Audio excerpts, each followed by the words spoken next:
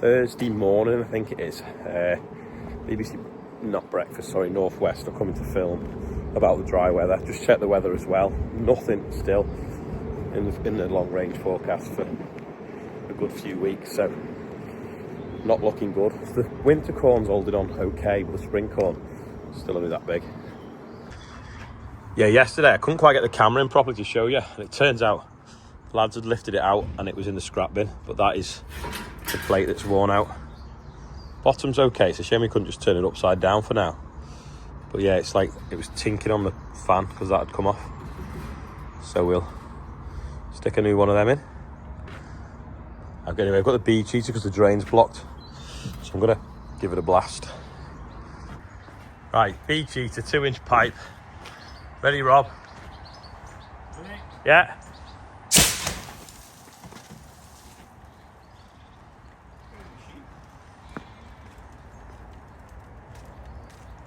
That went everywhere. Jesus. Stinks, doesn't it? I think we should have got the draining rods instead.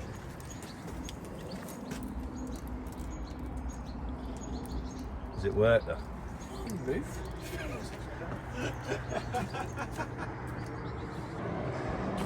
Truck here for wheat. I think John's just loading him now.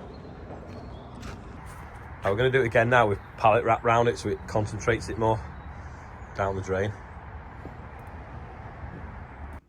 It's very important to block the sink so that something doesn't come back up.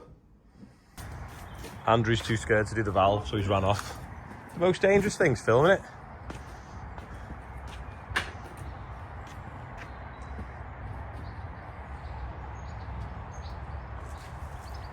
Ready? Yeah.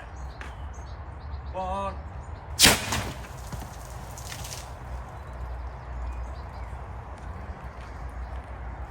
If anything, it'll be empty now.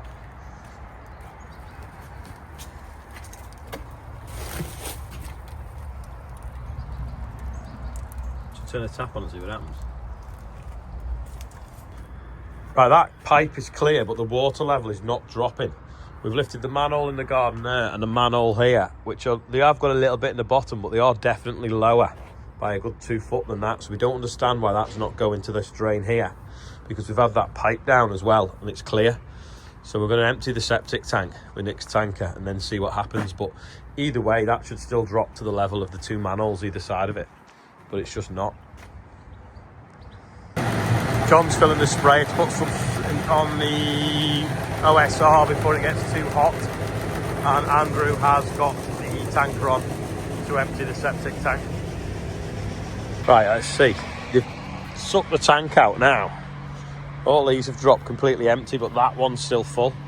But when Andrew had that plastic tube down it before, it went down unrestricted, but the water level didn't drop, which is weird.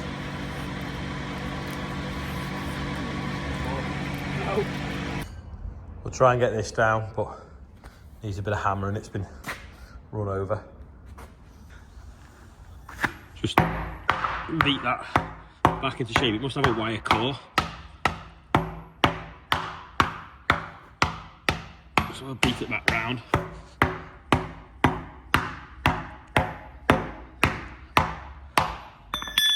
Got a smaller pipe physically threaded down the drain now. So we're just going to put that plastic over the top. And then we'll try again. Fire in the hole! I don't know. See if it's coming through. No. Go.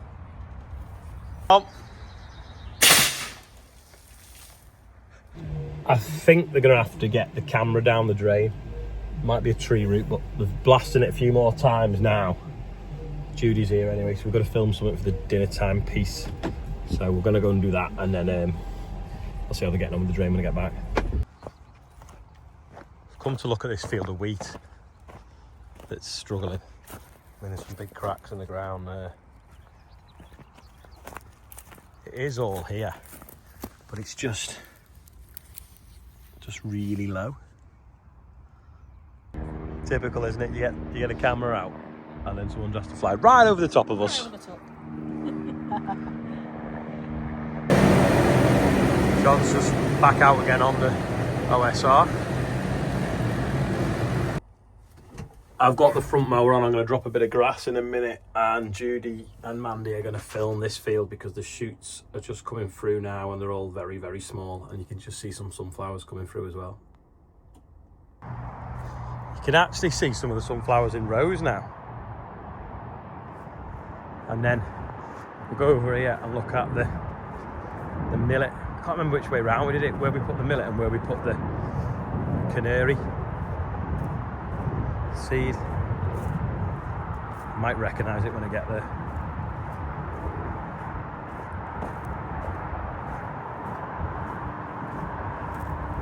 Yeah, I think this could be millet coming through. And over there will be the canary grass.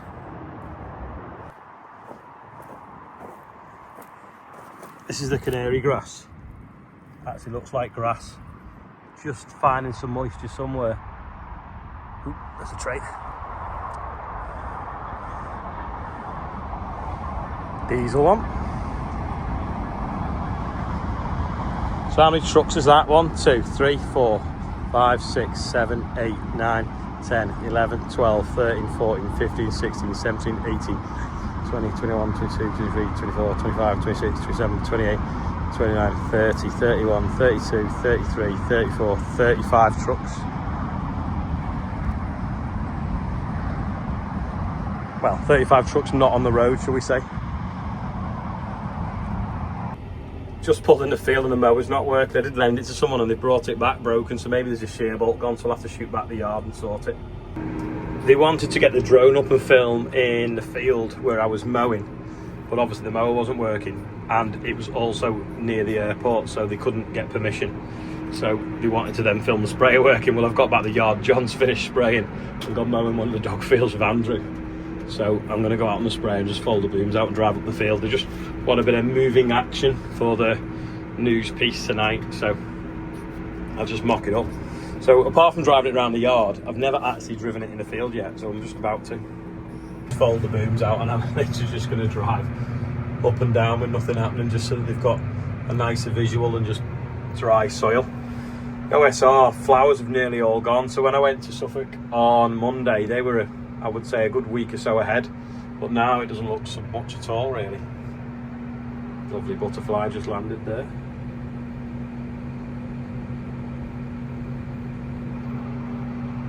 I know we've not combined it, but I'm going to say that it was quite a success, this experiment of drilling Clearfield OSR into an SFI crop.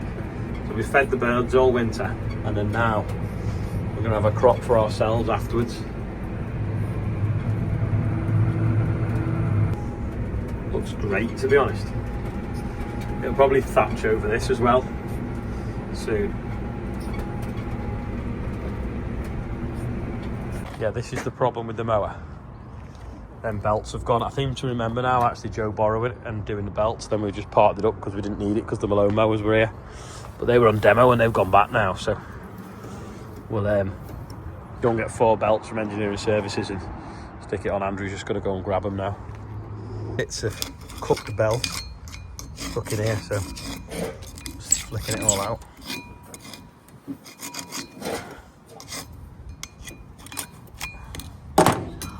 Just that crispy belt. I've been doing emails while Andrew and John have fitted the belts, so we'll try and fire it up now. So if we look down there, that's good, isn't it? Get a whoosh.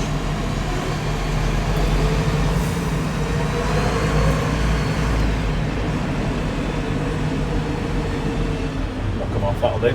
It's working anyway. You see the disc spinning, can't you, in there?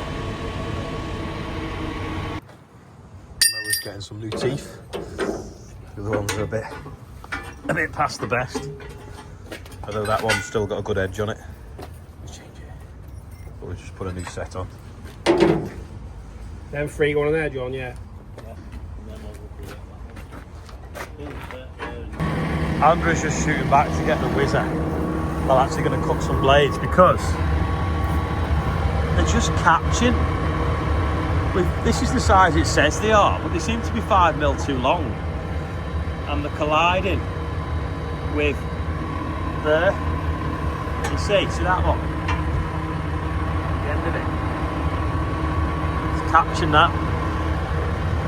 So we're just going to trim 5mm off them because we've not got any others. But that's what it says, that it should be the right size for it, so I don't know why it's not fitting. It's a glorious day. Anyway, we're going to cut this grass. I know it's dead early, but then Andrew's going to turn his sheep onto what's left once we've baled it, because there's some nice green shoots in the bottom. So I'm mowing this. I haven't turned the GPS on because the field's so small. And then Judy and the camera lady are over there filming bits and bobs. I'll try and show you what they've just been putting out. Across the region, crops are failing and the ground is too hard for planting. Live to our environment correspondent, Judy Hobson. She's on an arable farm near Prescott in Merseyside tonight. So, Judy, how dry is the ground there? It's really, really dry. Honestly, it's like concrete. In some areas, the ground is actually cracking. This is just one field on Olly Harrison's farm where the crops are really struggling to grow. And the problem is there's no sign of any rain anytime soon. On Olly Harrison's farm, the ground hasn't been this dry in May in living memory. Every crop here is under stress due to the lack of moisture. It's just wilting and not tilled. You know, you should have lots of stems on it. Instead, you know, the leaves can barely hold themselves off the soil. They're just like a houseplant, they've just wilted. The drought this year started a month earlier than the last drought that I remember, which was 5 years ago. And we've had 2% of the rainfall in May that we had that year. So it just shows how stark the difference is already. This field of spring barley is barely growing. And this was how the barley looked exactly a year ago. And this should be much, well, we shouldn't be able to see any soil at all. The bad years just keep coming now, whether it's so wet or so dry. You just question now, what's the point? You know, we can make money in other areas that don't rely on the weather, so we may as well stop farming. Are you seriously considering I can't afford another loss. In an industry already under pressure, this unusually dry weather is the last thing farmers need. How much do you think you'll be losing per acre here? £200 or £300 an acre, probably this year. If we get rain, maybe £100, £150 an acre. Crops planted in the winter, like this oilseed rape, are faring better, but they'll need water soon. You could irrigate if we had water, but there's not enough water in any of the reservoirs or streams. But the cost of moving the water onto the field would not return it. We'd spend more in energy than we would actually get yield back. It's the insanity of, do you repeat the process again next year? You know, if you keep repeating the process and getting the same result, which is a loss, how long do you go on for? It's thought advances in technology will soon create drought-resistant crops. But for now, farmers just hope rain comes soon. Well, one thing farmers can do in this weather is cut grass for hay. That's what Olly Harrison is doing this evening. But it really is a very difficult time for farmers. The Environment Agency says, however, most reservoirs are pretty healthy, although there is a medium risk that this summer could see a drought. Judy, thanks very much. Judy Hobson there, live for us on an arable farm in Merseyside. Nice piece being put together. Anyway, that's all mown now, so I'm going to head back to the yard and edit what you've just watched and do the birthdays as well. Before I head back, I'm going to quickly do the birthdays. So we've got Poppy Embleton, I think it's pronounced, if you can see it. Shadow there now, isn't there? She's 6. We've got Paul Caton, is 58. You see that? And then we've got Nikita Kinglebeal, I think it's pronounced, is 18. See? But yeah, there we go. That's today's birthday front mower. I turned it round in the sun thinking you'd see it better, but I probably made it worse. But yeah, there you go.